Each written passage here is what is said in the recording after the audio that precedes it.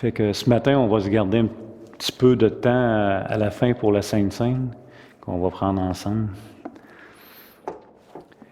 Fait qu'on est toujours dans notre chapitre sur la loi.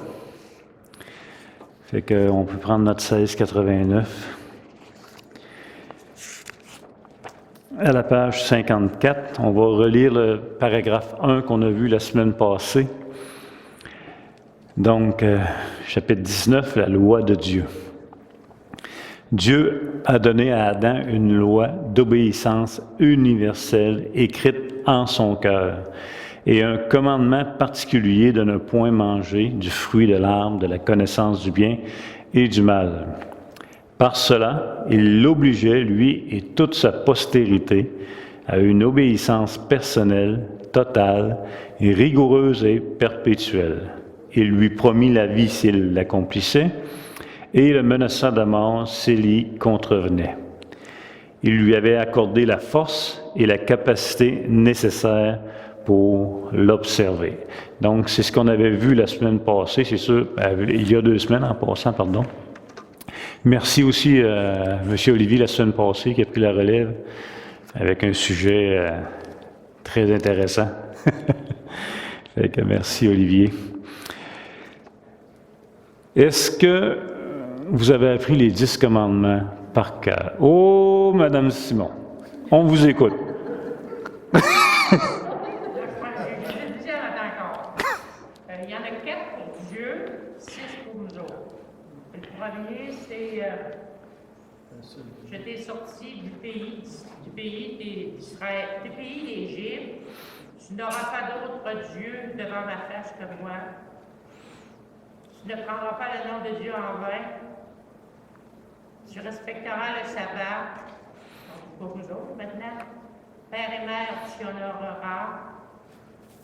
Tu ne tueras pas, tu ne voleras pas, tu ne feras pas d'adultère, tu ne feras pas de faux témoignage, et tu ne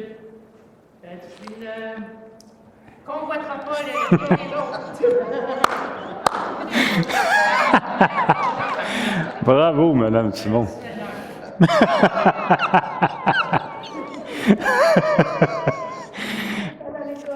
Ouais, comme à l'école. Bravo, bravo. En fait, on ne veut pas les apprendre par cœur pour les savoir par cœur. On veut les apprendre par cœur pour que Dieu transforme notre cœur, puis que Dieu nous rappelle à la croix constamment. Bravo. Et notre verset à méditer, est-ce qu'il y en a qui s'en souviennent? Psaume chapitre 1, les versets 1 et 2, OK, pour pendant tout ce chapitre. C'est bon. Fait qu'on va regarder le paragraphe 2, la 1689. Donc, le paragraphe 1 parlait de la loi avant la chute, donc la loi en Éden avec la création de l'homme, avant que l'homme transgresse le commandement. Et le chapitre 2, le paragraphe 2, pardon, lui parle de la loi après la chute. Il dit « La même loi qui fut à l'origine écrite dans le cœur de l'homme est demeurée une parfaite règle de justice après la chute. Dieu l'a donné sur le mont Sinaï en 10 commandements écrits sur 2 tables. Les 4 premiers décrivent nos devoirs envers Dieu et les 6 autres nos devoirs envers l'homme. Donc, la première chose à comprendre est qu'après la chute, la loi demeure une parfaite exigence de la justice de Dieu. Ici, on parle de la loi morale. Hein? Ne vous y trompez pas. Donc, ça ne change pas. Et c'est ce que la 1689 mentionne. La loi inscrite sur le cœur de l'homme avant la chute demeure une parfaite exigence à la justice de Dieu après la chute. Ça, c'est vraiment important de le comprendre. Mais cette loi avant la chute, qui promettait quoi? Cette loi, avant la chute, elle promettait quoi? Elle promettait la vie éternelle. Si l'homme obéissait, il pouvait entrer dans la vie éternelle. Souvenez-vous, l'homme était muable. Il avait la capacité d'obéir ou de désobéir. Et il obéissait, il avait accès à la vie éternelle symbolisée par l'arbre de vie. Il désobéissait, c'est la mort. Donc, avant la chute, La loi promettait la vie éternelle par son obéissance. Mais elle fut rendue sans force après la chute, la loi. Cette force de donner la vie éternelle avant la chute, après la chute, c'est sans force. Lorsque le péché est entré dans le monde, la loi est devenue sans force. Ce n'est pas que c'est Dieu qui la rend sans force, mais c'est l'homme, pécheur. En d'autres mots, Dieu n'a pas à adopter son standard de justice face à sa loi parce que l'homme s'est révolté contre lui. Donc, avant la chute, la loi inscrite dans le cœur d'Adam est là, et Dieu ne s'attend qu'à une obéissance à cette loi.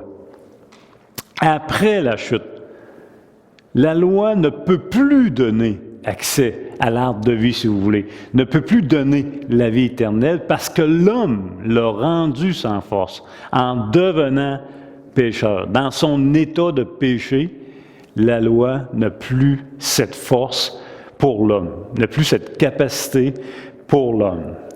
Et ça, c'est Romains, chapitre 8, les versets 3 et 4. Romains, chapitre 8, les versets 3 et 4. Ça nous dit « Car chose impossible à la loi, chose impossible à la loi, parce que la chair la rendait sans force. » Donc, la chair, c'est l'état du pécheur, c'est le péché, c'est l'homme pécheur. Donc, car chose impossible à la loi, parce que la chair la rendait sans force, maintenant, il va donner la solution. Dieu a condamné le péché dans la chair en envoyant, à cause du péché, son propre Fils dans une chair semblable à celle du péché.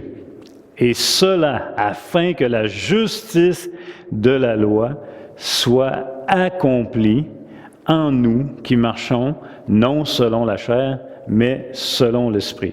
En d'autres mots, et cela afin que la justice de la loi soit satisfaite en nous. Donc, regardez bien, si on comprend bien que la loi, après le péché de Genèse, chapitre 3, demeure une attente parfaite de la part de Dieu, demeure les critères de standard de justice de la part de Dieu, si on comprend bien ça, et si on comprend bien que l'homme, après la chute, est esclave du péché et totalement incapable d'obéir à la loi, bien, ça va devenir extrêmement évident de comprendre que le commandement qui devait donner la vie, qui devait conduire à la vie, se trouvait pour moi conduire à la mort. Romains 7,10. Me suivez-vous? Donc, si c'est clair, là, qu'après la chute, la loi demeure. La loi morale demeure une exigence de Dieu. Tu ne convoiteras pas, là. C'était avant la chute, c'est après la chute. C'est la même exigence de Dieu. Dieu n'a pas à adopter sa loi parce qu'on s'est rébellé contre lui, puis qu'on est rendu esclave et incapable de lui obéir. Il n'abaissera pas son standard. Ça demeure un standard de justice de sa part. Donc, si on comprend qu'après la chute, ça demeure, et si on comprend qu'après la chute, on est esclave et incapable d'obéir à la loi, bien, c'est facile de comprendre que la loi, qui devait donner la vie, nous donne la mort.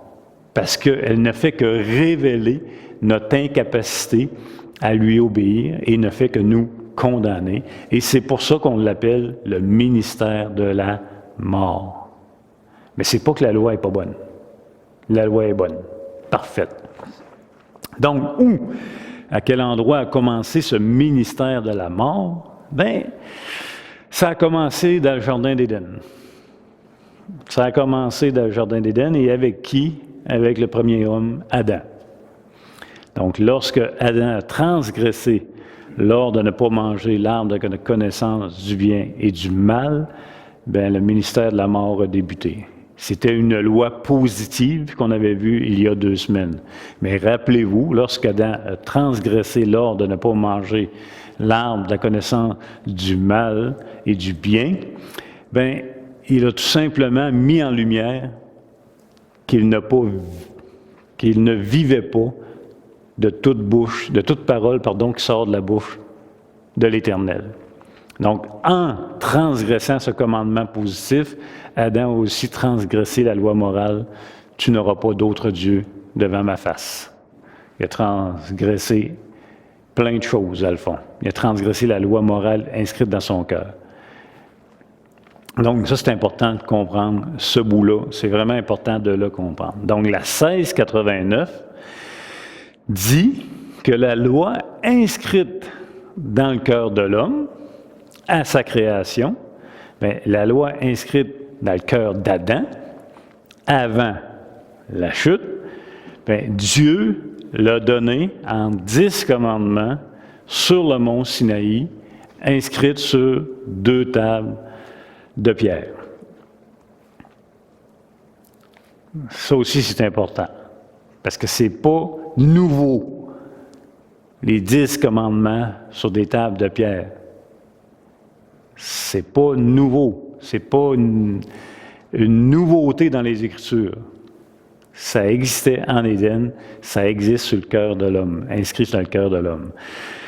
Donc, les 4 premiers, comme Mme Simon l'a bien cité, les 4 premiers parlent du devoir de l'homme envers Dieu, et les 6 autres parlent du devoir envers l'homme.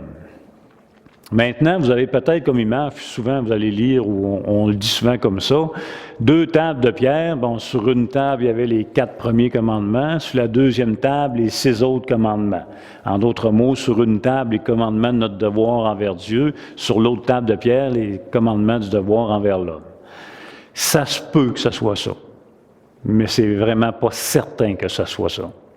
Il y a plus de chances que ce soit 2 tables de pierre avec les 10 commandements sur les 2 tables. Pourquoi? Parce que c'est une alliance entre Dieu et l'homme. C'est un peu comme une alliance qu'un roi fait, Dieu, avec ses sujets. Et les 2 ont une copie de l'alliance. Les 2 ont une copie de la loi. Et les 2 tables ont été mises dans l'arche de l'Alliance en passant. Donc, juste pour vous dire que beaucoup pensent que c'est beaucoup plus 2 tables avec les 10 commandements, comme ça se faisait à l'époque quand il y avait des traités d'alliance entre les peuples. Les 2 avaient le même traité d'alliance. Vous me suivez? Fait que c'est une possibilité, là. Je suis juste pas un grand mystère en matin, là, mais faites pas de saut si vous lisez là-dessus. Mais faites pas un saut si vous lisez ça, là. Quelque chose comme ça, il y a plus de chances que ça soit ça. L'important, c'est qu'on les connaît. Donc,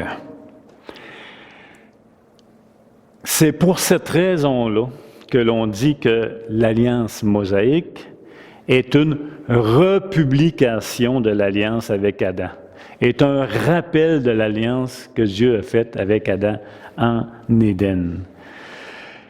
Et gardons en mémoire que l'alliance avec Adam dans le jardin d'Éden était une alliance avec toute l'humanité, tous les hommes. Vous vous souvenez? Adam était notre représentant. Adam chute, on a chuté. Adam aurait obéi, on aurait été dans l'obéissance. Donc, l'alliance que Dieu a faite avec Adam en Éden, ce qui s'attendait de son obéissance, c'était pour tous les hommes. L'alliance avec Moïse, les 10 commandements inscrits sur des pierres, c'est pour tous les hommes. C'est pas spécifiquement pour Israël en passant. C'est mis en lumière avec Israël, comme qu'on a vu il y a 2 semaines. Israël est un peuple choisi, est un type aussi de Christ.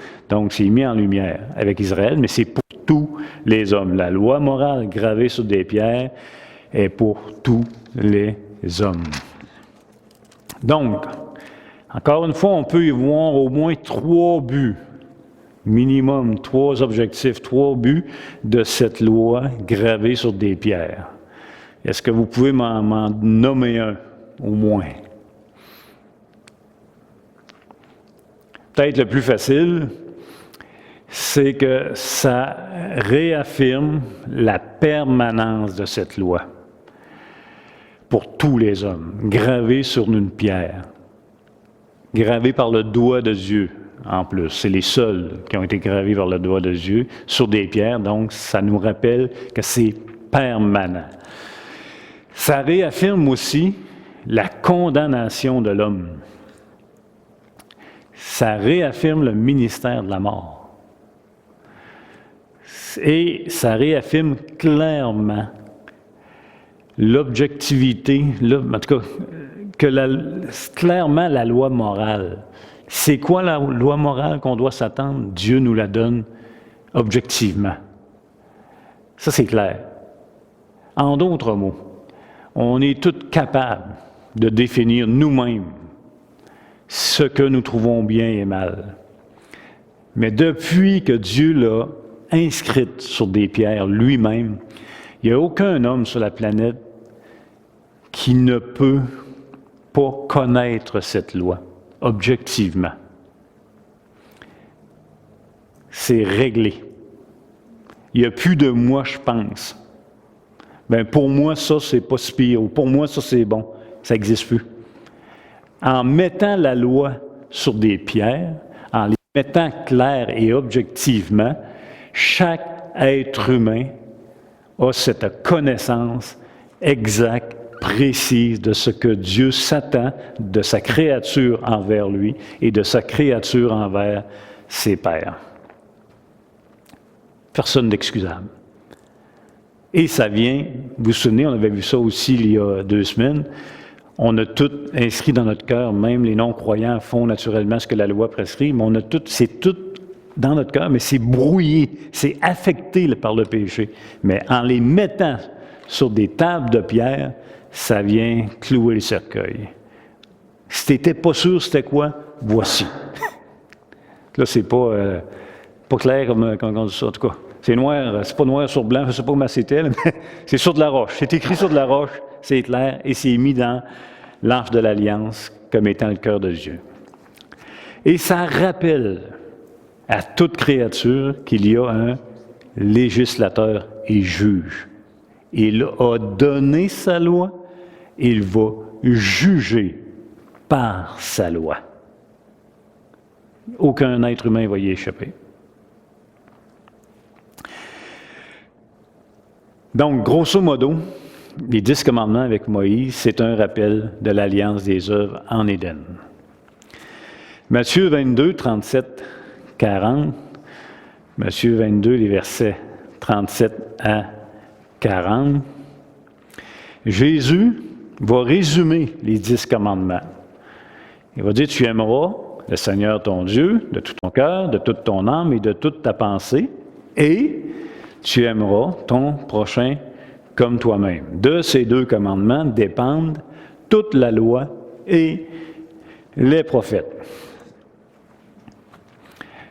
Il ne l'a pas aboli. En plus, il vient la résumer. Si je vous demande, mais comment j'aime Dieu et comment j'aime mon prochain, puisqu'il a résumé la loi d'aimer Dieu et ton prochain, bien, la réponse, c'est les 10 commandements qui nous guident. Jésus la résume en 2 commandements, mais si je veux savoir concrètement, là, si je veux m'excuser, mettons, si je veux dire, ben moi, je ne sais pas comment aimer mon prochain, là, ben les 6 commandements qui parlent de relation avec ton prochain vont te donner une solide piste de solution. Tu ne convoiteras pas, tu ne voleras pas, tu ne tueras pas, tu ne diras pas de faux témoignages, honore ton père et ta mère, puis là, il a peut-être oublié un, là, en tout cas, voleras pas ou peu importe. Donc, comment j'aime Dieu? Bien, tu n'auras pas d'autre Dieu devant ma face. Tu ne prendras point le nom de Dieu en vain. Tu ne te feras point d'image taillée, puis tu rentreras dans le repos. Vous me suivez? Donc, c'est résumé en 2 commandements, explicite un peu en 10 commandements. Mais même les 10 commandements, c'est un résumé. Ce n'est pas la loi morale exhaustive, détaillée. Ce n'est pas dit, par exemple, en passant, si tu laisses ton chien aller faire son petit numéro 2 sur le terrain du voisin, puis tu fais semblant de rien, c'est pas correct. C'est pas détaillé, mais c'est suffisant pour mettre en application le cœur de Dieu, de ce qui s'attend de nous. Donc, est-ce que l'homme peut être justifié par les œuvres de la loi? Non. Non, c'est clair, il est incapable, l'homme. Mais est-ce que le fait qu'il est incapable, ça excuse les transgressions de la loi? Non. La loi est bonne. C'est toujours ce que Dieu s'attend de l'homme. Donc, la loi est bonne, c'est clair. Donc, l'Épître aux Hébreux va nous rappeler ceci qui est vraiment intéressant. Il va dire, « Celui qui désobéit à la loi de Moïse est mis à mort sans pitié sur la déposition de 2 ou 3 témoins. » Ça vous rappelle en passant l'épisode avec quand ils ont accusé une femme surprise en flagrant d'adultère. Ça prenait plus qu'un témoin. Puis on a ça dans la loi aussi, qu'une personne ne pouvait pas accuser quelqu'un d'un crime puni de mort parce que c'était une personne contre une personne. Donc ça prend minimum 2 ou 3 témoins. Et en passant, Dieu est toujours 2 ou 3 témoins en lui-même. Fait que on n'a pas besoin de faire appel à d'autres. Donc il nous rappelle que celui qui désobéit à la loi de Moïse est mis à mort sans pitié sur la déposition de 2 ou 3 témoins. On parle ici de quoi? On parle d'une mort physique. OK? Donc, la loi de Moïse, la loi morale, ou peu importe, sa désobéissance pouvait amener à une mort physique, un jugement de mort physique. C'est un jugement terrestre. Vous nous suivez? Et il va poursuivre dans l'Épître aux Hébreux en disant, « À votre avis, si quelqu'un couvre de mépris le Fils de Dieu, s'il considère comme sans valeur le sang de l'Alliance par lequel il est purifié, s'il outrave le Saint-Esprit qui nous transmet la grâce divine, ne pensez-vous pas qu'il mérite un châtiment plus sévère encore? » Là, on fait appel ici aux législateurs. C'est quoi qui peut être plus sévère que la mort physique? La mort spirituelle. La mort spirituelle, la peine éternelle. Donc, ça vient encore mettre en lumière l'exigence de la loi.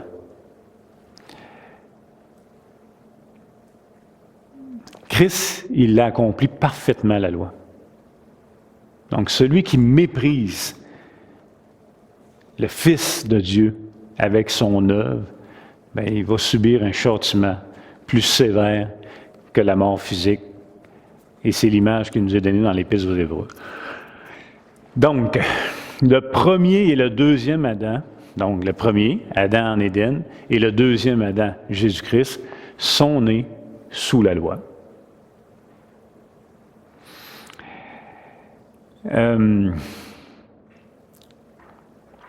Le premier a brisé la loi. Le second a accompli la loi. Fait que ça, c'est important. Le premier nous a conduits à la mort, malheureusement, mais le second, Christ, conduit à la vie éternelle, par son obéissance parfaite à la loi. Donc, encore une fois, pour le croyant, la loi morale est donnée comme une règle de vie, une règle de conduite sous le soleil, tant qu'on va vivre ici. Le croyant n'est pas sans loi. Nous ne sommes pas sans loi parce que nous sommes justifiés. Nous avons été justifiés par Christ, par son obéissance passive et active. Active parce qu'il a accompli parfaitement la loi, passive parce qu'il a subi parfaitement notre condamnation. Mais nous sommes encore avec la loi de Dieu, la loi morale. C'est une règle de conduite pour le croyant. Et ce n'est pas surprenant que les croyants ont une règle de conduite différente du monde qui ne connaissent pas Christ. Ce n'est pas surprenant du tout. Quel est le premier commandement? Tu n'auras pas d'autre Dieu devant ma face. On dit que le premier commandement est le fondement de tous les autres. Pourquoi? Parce qu'un coup qu'on a mis bien au clair qu'il y a un seul Dieu, qui est le Dieu de tout l'univers, qui nous a créés, bien, ça devient simple et logique qu'il poursuive en disant ce qui s'attend de nous. Le premier commandement, on dit souvent qu'il est le fondement des 9 autres. En passant, ici, il ne suggère pas qu'il y a d'autres dieux. Tu sais, quand il dit « tu n'auras pas d'autres dieux devant ma face », il n'est pas en train de dire « il y a d'autres dieux, il y a d'autres vrais dieux, fais attention, c'est juste moi ». C'est pas ça qu'il est en train de dire. Aucun autre Dieu ne devrait être adoré. Parce qu'en réalité, il n'y a pas d'autre Dieu. C'est ça le sens du premier commandement en partant. Tu peux pas, il n'y aura pas d'autres dieux devant ta face parce qu'il n'y en a pas d'autres. Tous ceux que tu vas mettre dans ta vie vont être ce qu'on appelle des idoles de notre cœur et non des dieux. Donc ça, c'est important. Puis Paul nous le rappelle aussi dans... On se gardait 10 minutes la Sainte Seine. OK. Tu n'auras pas d'autre Dieu devant ma face. En d'autres mots, Dieu dit, soit vous m'adorez moi seul, soit vous ne m'adorez pas du tout. Il n'y a pas de 50-50. Ça n'existe pas. C'est soit tu adores Dieu seul, ou soit tu ne m'adores pas pantoute. Tu n'auras pas d'autre Dieu devant ma face. C'est exclusif. Ce n'est pas on adore Dieu et un petit plus à côté. Ou je ne sais pas trop. On adore Dieu, mais une autre petite chose. Mais on met plus de place à Dieu, puis on laisse l'autre. Mon autre petite chose que j'adore est moins grosse, fait que Dieu gagne. Ça n'existe pas. Le premier commandement exclut cette façon de penser. En fait, là, s'il y a un petit plus dans notre adoration qui est en dehors de Dieu, bien ce dernier, là, ce petit plus-là, devient en réalité exclusif dans notre vie et discrédite totalement le premier commandement. Il annule. Si on a un petit plus d'adoration dans notre vie, là, ben, on a échoué au premier commandement totalement. Josué 24, 14, 16. On va tourner là.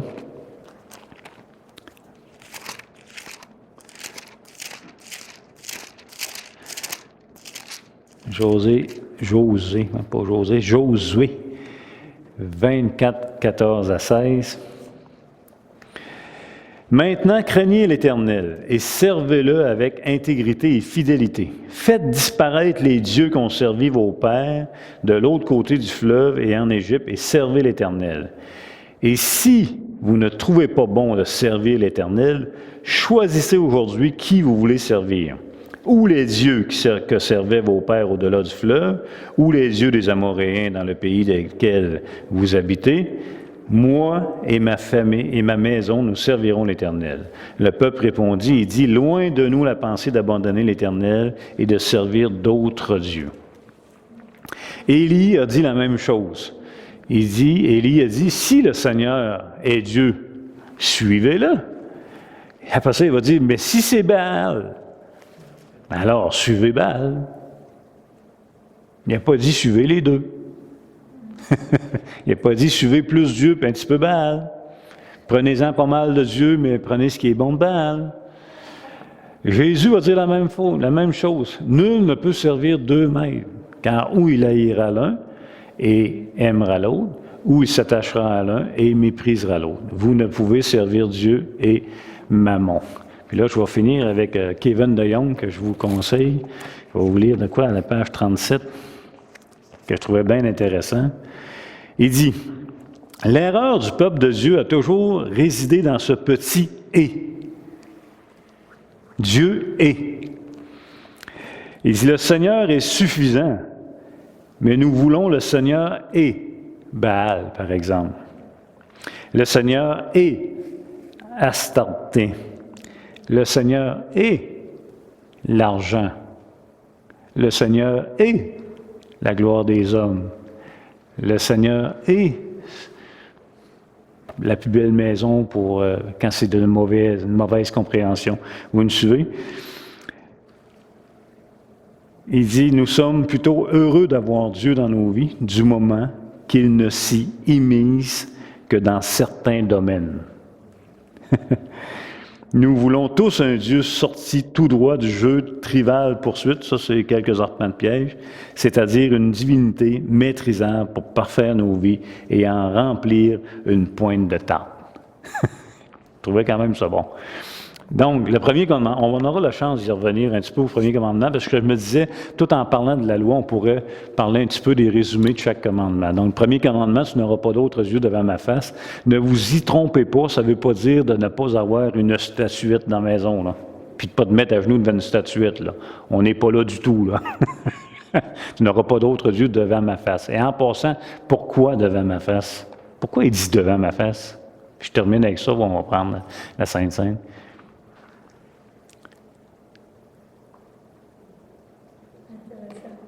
C'est-tu parce qu'il est allergique à ça qu'il va paniquer si c'est devant sa face? Dieu? Non, non. Il fait juste nous rappeler que tous nos petits, toutes nos idoles du cœur sont devant sa face. Il n'y a rien de caché devant sa face. Même si on réussit à le cacher à tout le monde, c'est devant sa face. Fait qu'on poursuivra la semaine prochaine avec ça. On va prendre la Sainte Seine, si vous voulez.